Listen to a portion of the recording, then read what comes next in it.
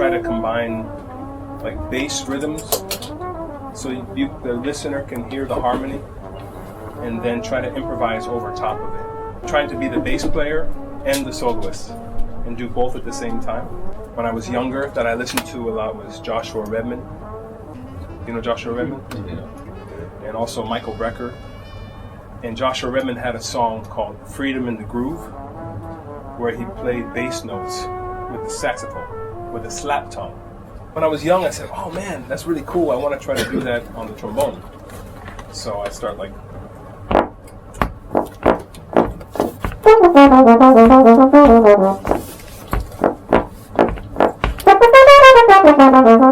I practice a lot of classical music for technique.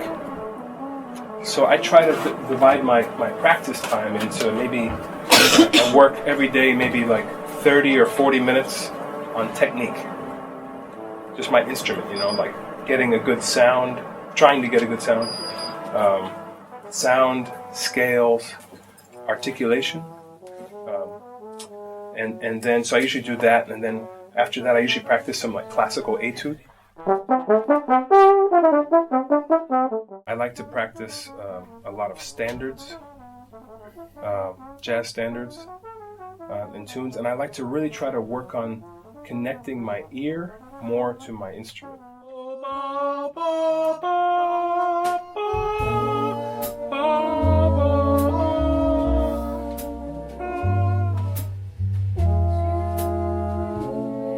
Ears and our connection between our ear and our instrument is the most important thing, right? To be able to play what you hear or play what you sing. A lot of people, when they play pedal tones, it sounds like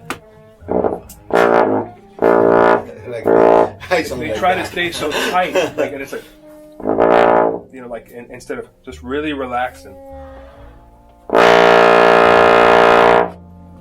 try to make it sound like the rest of the trombone. The other way to do it is by actually slurring. So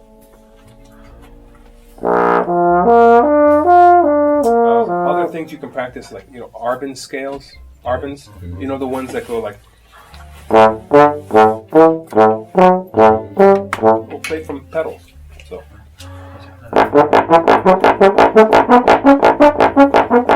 you could start singing. But I think it helps tremendously with improvisation. Also for me with like articulation on my instrument and stuff. So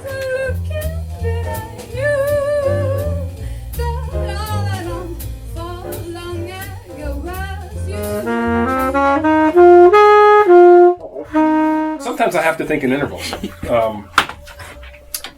So when you're practicing like this, you want to use your ear as much as possible.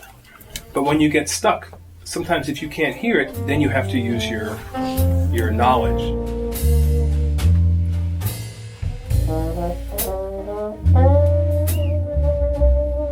Because you get all this knowledge, but ultimately you want to use all these scales and everything to build your ears, to develop sounds so that you can develop like a natural sense for hearing and improvising.